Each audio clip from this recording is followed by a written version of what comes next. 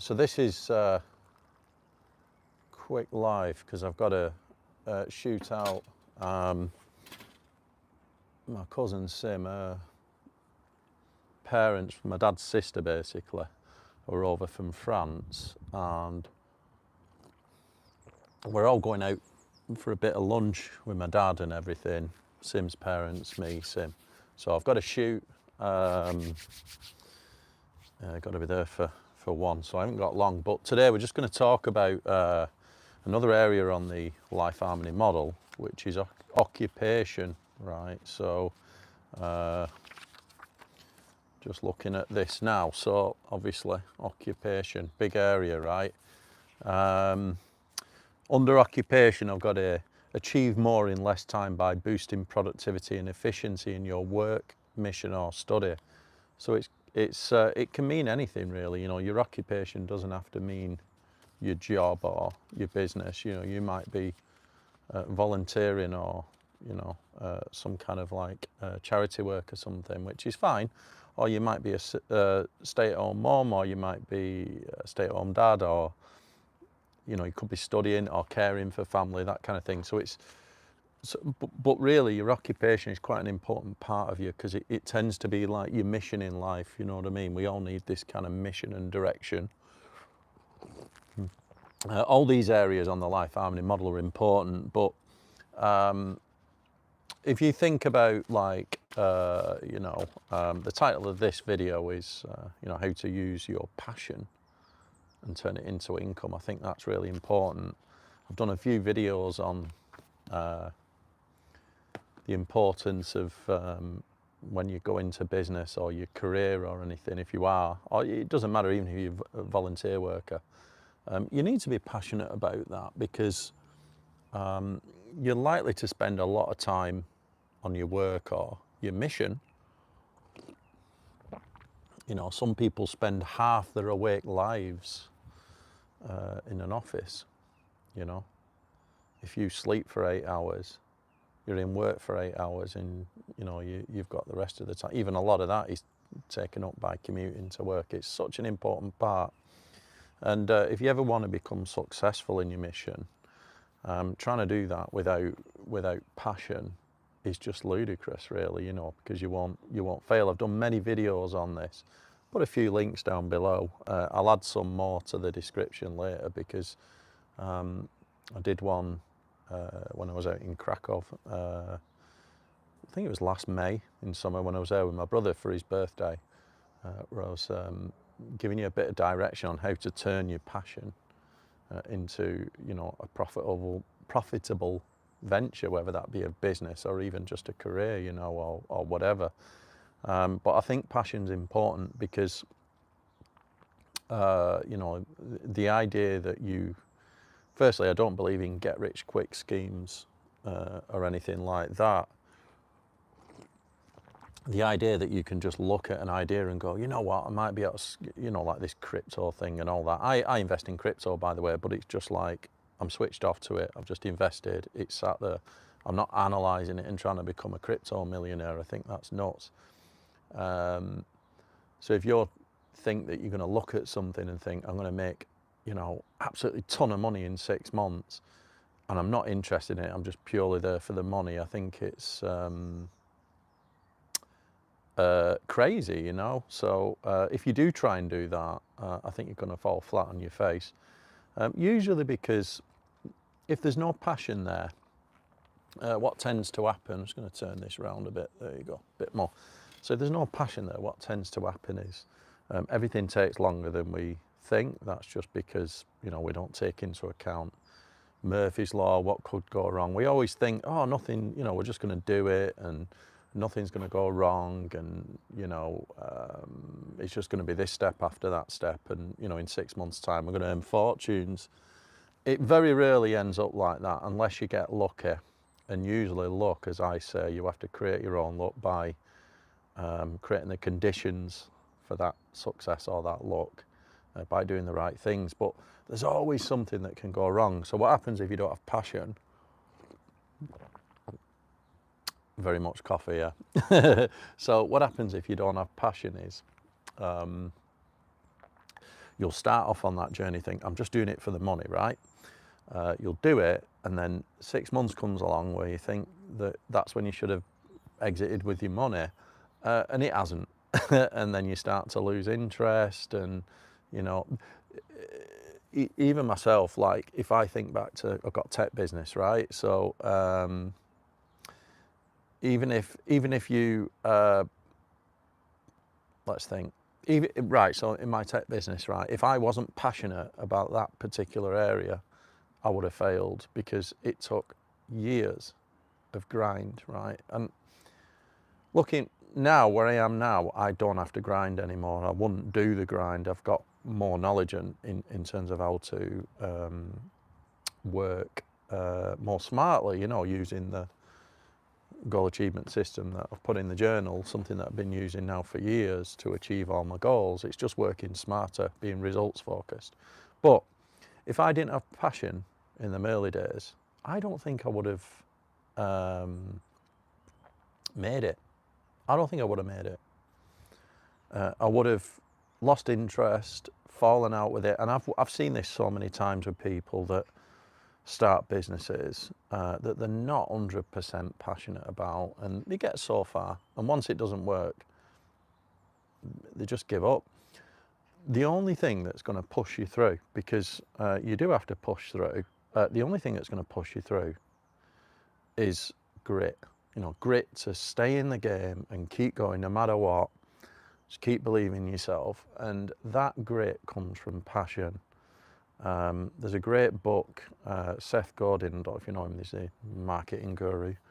He's wrote a book called The Dip, and I remember reading it when I was in the sort of depths of hell with my business. I've spent a lot of money, I've invested in the software, and it felt like nothing were happening. And in Seth Godin's book, The Dip, it talks about being at the bottom of that dip. It feels very lonely and dark, and you know, you've spent all your money, you've put everything into this business, it's still not quite taking off. And there's a moment where people give up if they haven't got the grit and passion. But it's really strange, it feels like nothing's happening, and it's very dark and lonely, and I've been there. And that moment, you know, where that's where you need that kind of like staying power, which comes from that grit and passion. And if you just keep pushing that bit longer, then things start to turn slowly. And then what you end up with, you know what a curve looks like. If you just push through that difficult period, that's when you get the momentum and it starts taking off. And drop shipping, not really, not unless you're passionate about it. Right, here's an example of drop shipping, right? If you're not passionate, don't just do, right, this is the thing, don't just do something because it's a current trend, like crypto trading, drop shipping, all this. I wouldn't do that personally, unless that is what you're passionate about.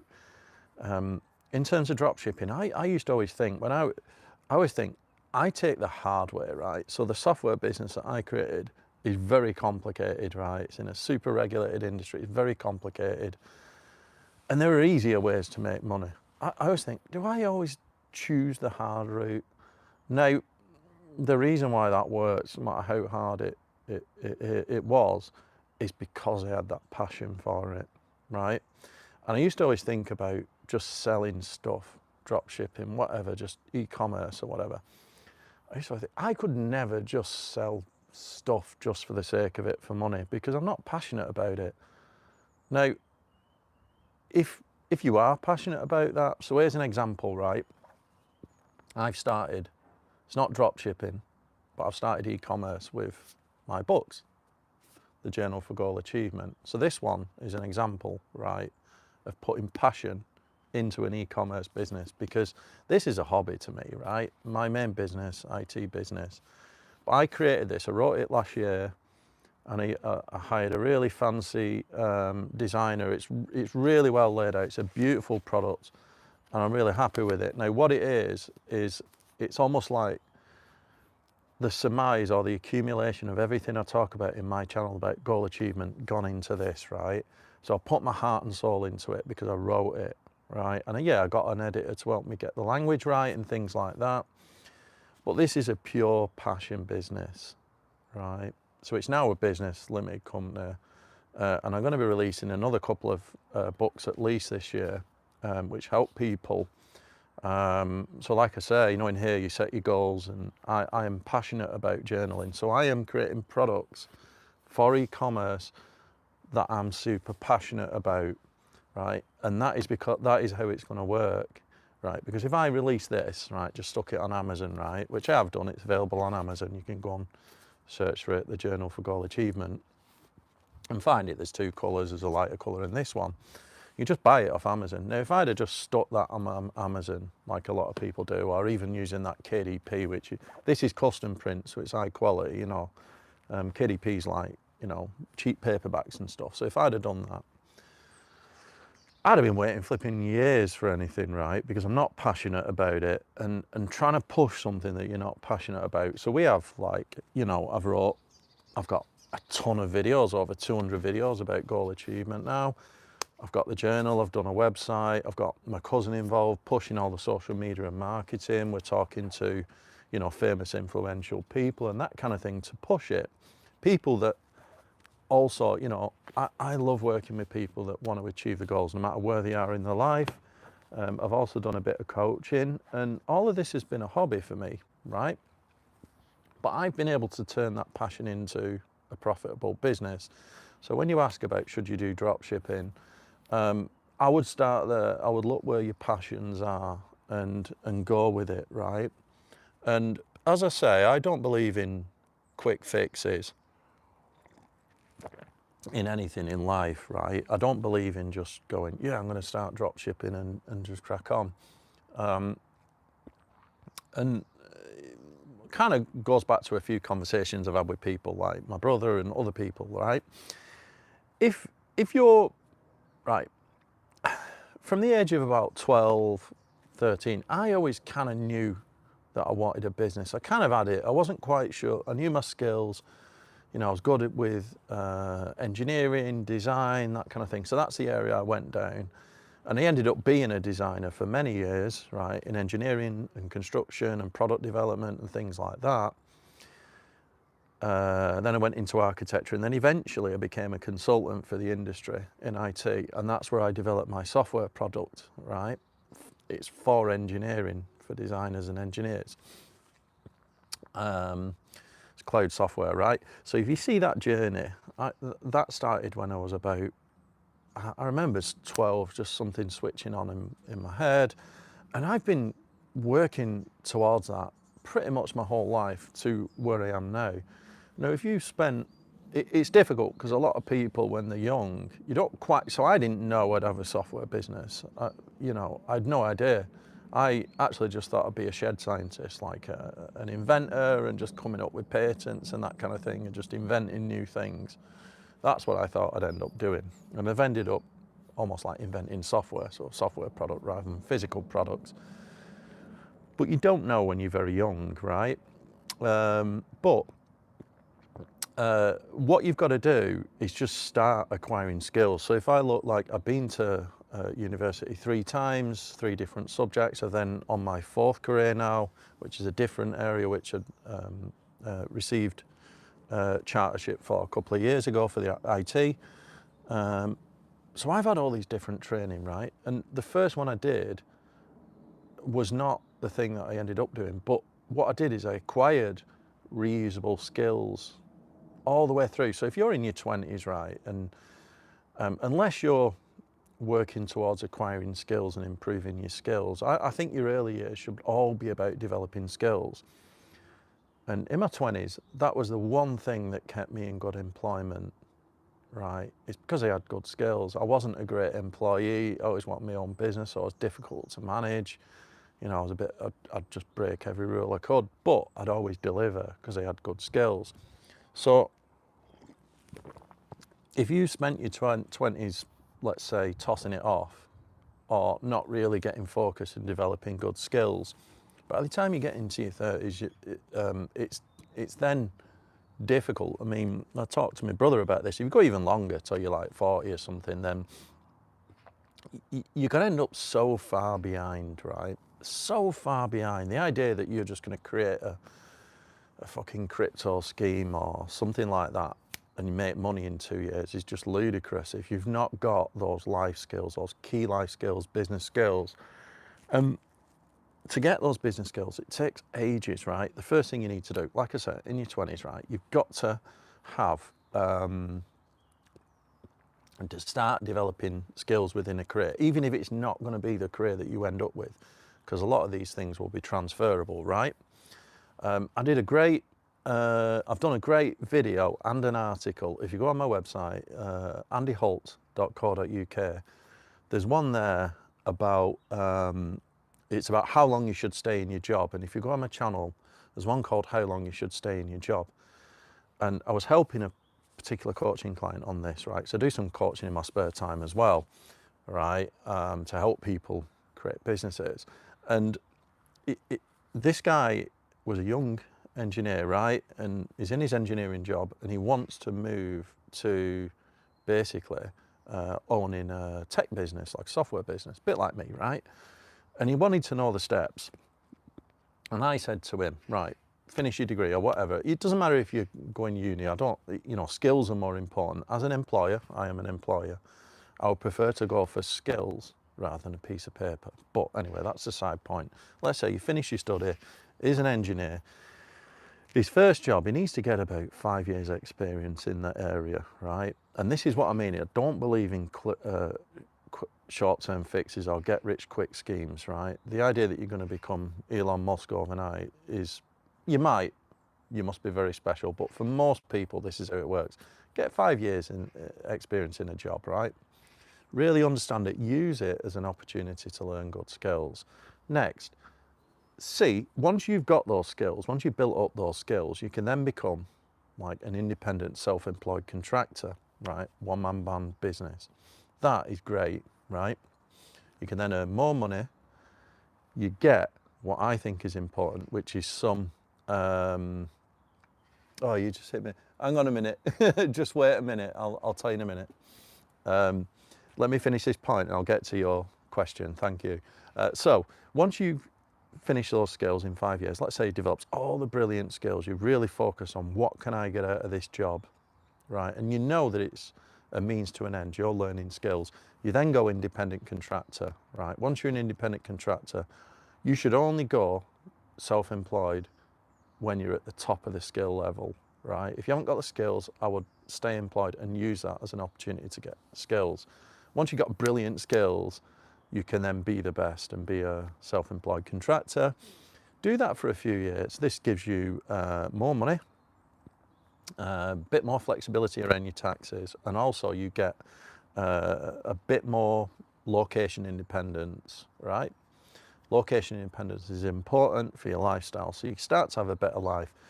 The next step is to employ a team, I said, right? So get other people working with you, right? So this is like you plus another team of, and these can be independent contractors too that you just manage, right? And that's fine, okay?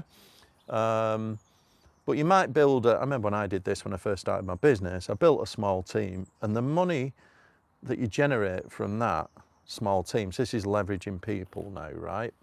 So you can leverage people, you might cream off the top, right? So you're selling them time for money.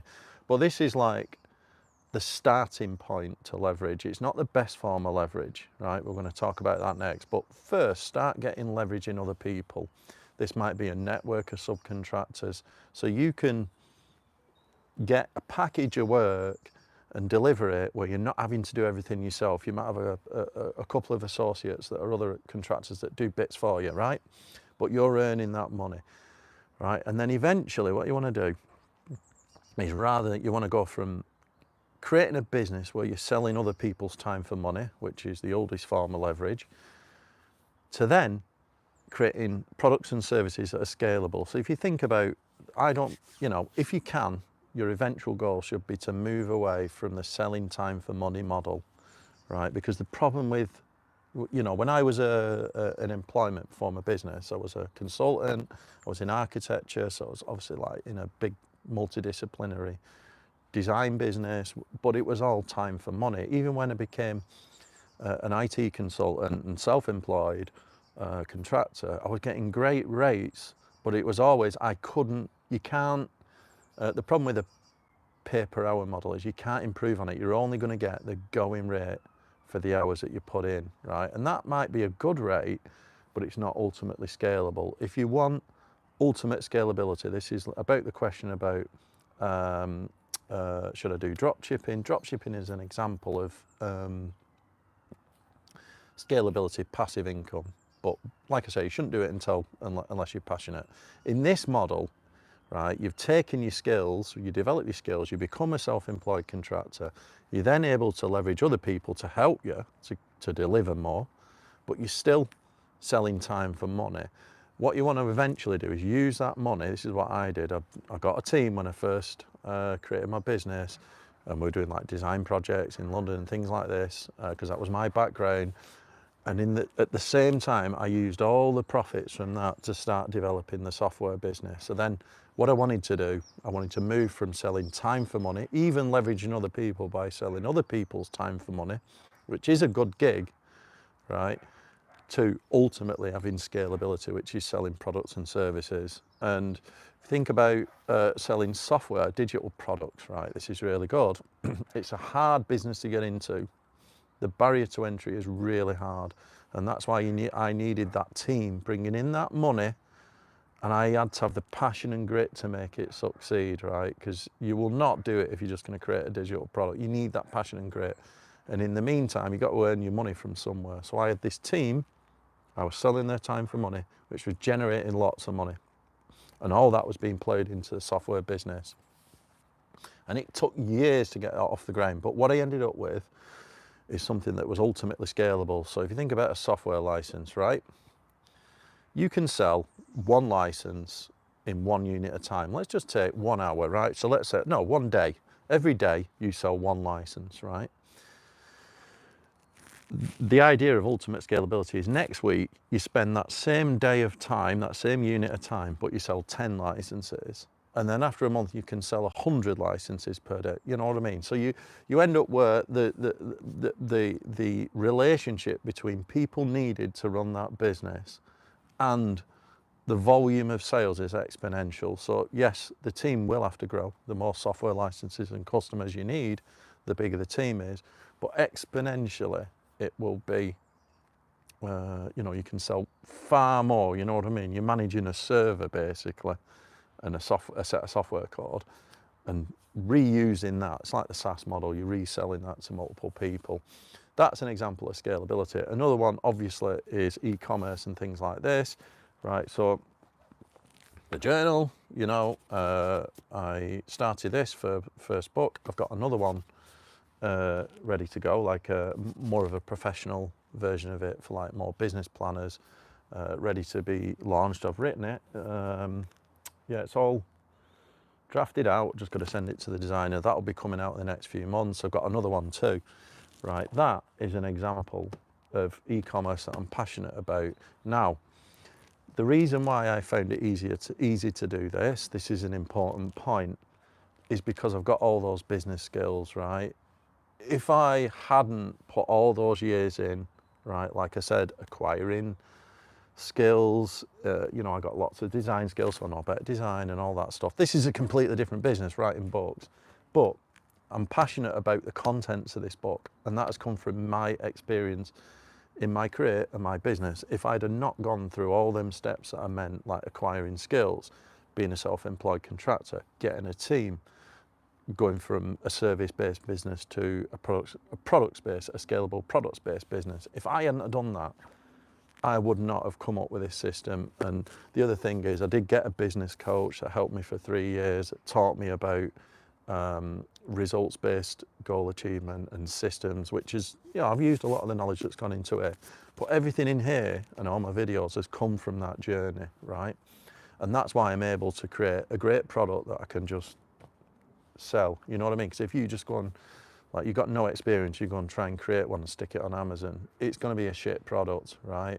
No one's going to use it, you know what I mean? So you want to put the content and the quality of everything has to be good.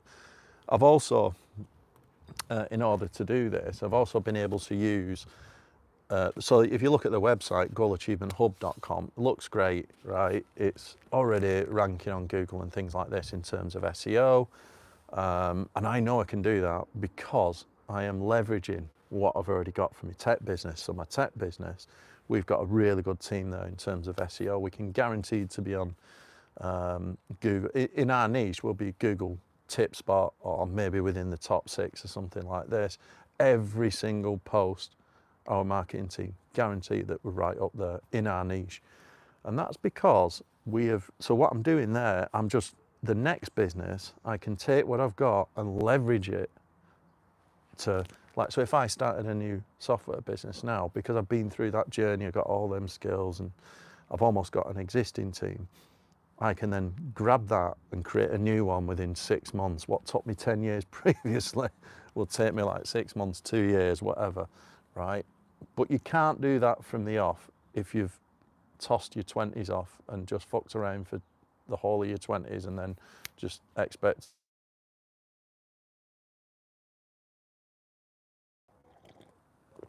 So that's what you need to do. Unfortunately, if you have tossed it off, you're behind, basically. There's no other way to do it. So if you are behind, what would you do in that situation? What I would advise you to do is literally create some goals, like I always say. You know, I'm not saying buy a journal, but that would help you, you know, lay out your goals. I would create some goals, assess where you are, look where your passions are, what are you passionate about, and understand that you've got a journey. But like I said in another video, you know, there's a great analogy. I think it was the best time to plant a tree was 20 years ago. The next best time to plant a tree is right now.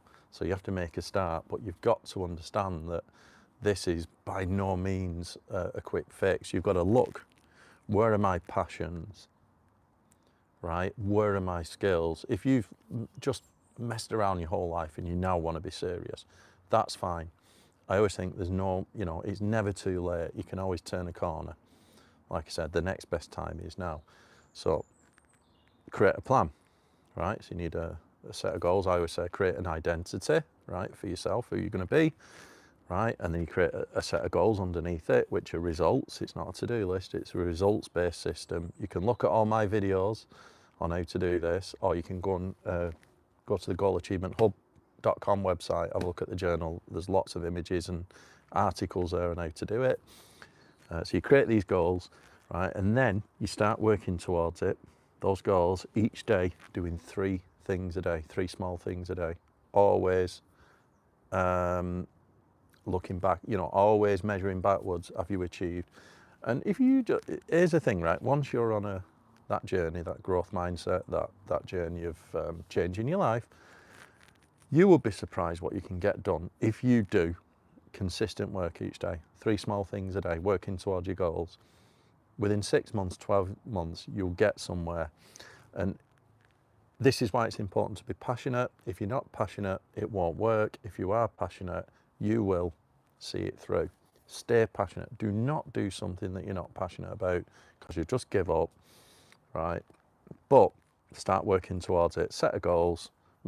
Set of goals that are in alignment to your identity, and then start working towards it with good rituals, routines, and habits, and focus on what are the top 3 things I can do today. You only need to spend 20 minutes, half an hour, maybe an hour on each one tops. You can do this even if you're working, even if you're working a job that you don't like and you want to get out of it. You can spend 1 hour a day working towards your goals. And as long as you're focused, result focused and passionate, after a bit of time, you'll start noticing the difference. That's why I like journaling, because I'm documenting my life every day and I can read it back and see that growth. But once, you know, 6 months down the line, you do this, you start seeing subtle signs of change and moving on a journey. A lot of people give up at this point because they're not passionate. If you're passionate, you keep going, push through, like in that book, Seth Godin's book, The Dip. You've got to keep going. 12 months later, it'll be even better. And every year, you'll get better and better and better, right? But you're not going to do some get-rich-quick scheme. If you think you are, nonsense. Honestly, I don't believe in it. All I believe in is focusing on your goals and working towards them each day. 3 small things a day. All right. Hit me with any questions on email. Just send me an email. It's down below, my email in the description. And I'll just read this one. Bro, please tell me, I'm from India and I'm forced to take a degree, but I want to follow my passion. What should I do? Okay, this is a good question. Sorry it took so long. Anonymous. I don't know what your name is. It'd be better if you put your name.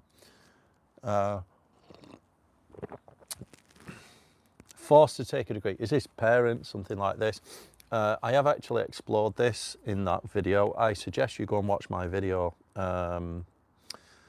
Actually, there's another video, and I can't remember what it's called, but I will edit the description later and put it down and point you to it. But I've done a video on, it's basically not living the identity that you want. This is an identity problem, right? So your identity should be your highest level affirmation, almost like your highest level goal. It's a really simple thing that you can then break down into other goals in life, but it defines who you are, right? And your identity, you think about what your identity is. You are the sum of the rituals, routines and habits that you do daily, right? So no matter what you say you are, what you do on a daily basis, day to day, you know, will confirm your identity, right?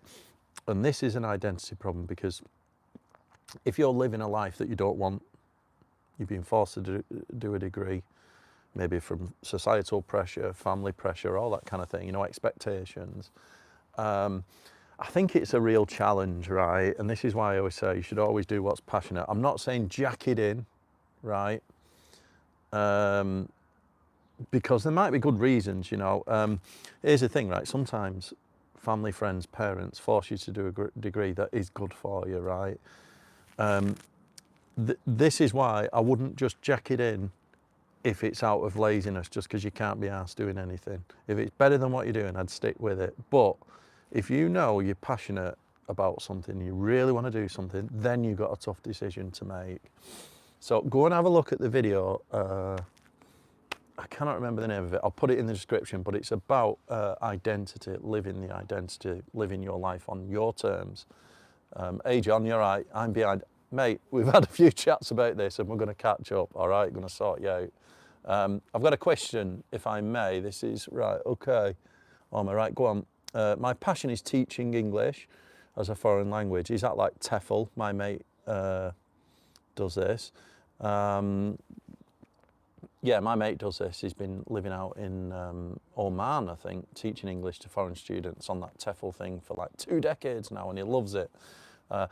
I know that I'm a good professional as my students progress quickly and they're happy. However, the education sphere, it is very, right, underpaid here. Okay, I'm not sure where you are. I'm afraid to change my profession sphere, right? Okay, yeah, right. I get this, right? But the situation leaves no other choice, right? Okay, so if you're in a profession, you're already passionate about it, right? And this is, I've met people that are like a friend of mine is a nurse, right? Now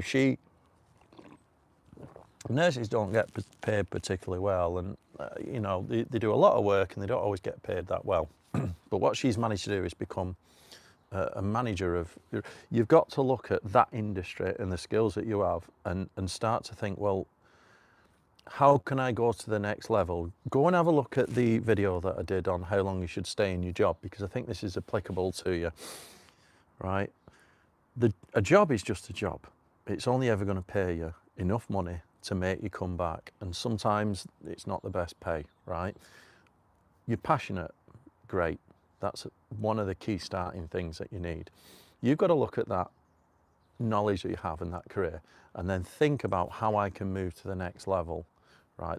How can I become, whether that's rising up the ranks, self-employed, where you can be, you know, some teachers do self-employed teaching, right? Which they can earn more money per hour. I don't know if that's the case, but the next one would be, right, how can I use the passion and skills that I have to create something. So if you are self-employed, what's the next level? Start to look at scalability. Is there some sort of opportunity where you can create your own program, maybe your own platform? Obviously, eventually you could do a digital platform, but I think digital knowledge and training programs, there's so many of them online now, it's difficult to get. You could do it if you can find a niche, but you've got to, I would urge you to go and have a look at my video, How Long You Should Stay in a Job. Like I said, I've also got a written article on my website, andyholt.co.uk, and it's just there. Go and have a look at it. And unfortunately, I've got to go because I've got my cousin ringing me. I've got to be there now. It's already gone 1. But go and have a look at that and look at how you've already got the passion. Look at how you can leverage it to the next step. Why don't you just, whether that's like digitizing what you know, scaling it, hiring other people, I don't know. But go and have a look at the video. Shoot me an email if you want a bit of help.